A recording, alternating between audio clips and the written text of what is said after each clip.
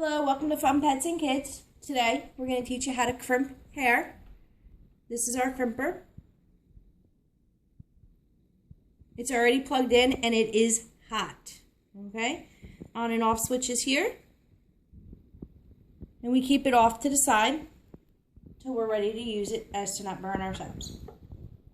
Now, before we go ahead and do anything with the hair that is either a crimper or a curler or a flat iron, we want to make sure that we use a heat protector for the hair. This way the hair doesn't get burned. Today I'm using Silk Element, but you can get it with Fructis or even Pantene.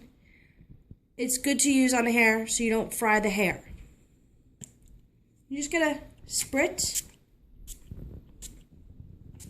Just spritz the hair. Comb it in, just like that, all the way down to the ends, okay? Then we're going to pick up some hair. You don't want it too thick, too much hair, it won't crimp correctly.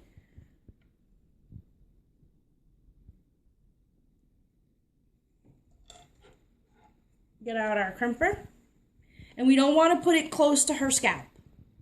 I'm going to keep it a little further away, just like this, so she doesn't get burned. Just a few seconds each time. As you see, it doesn't take a lot.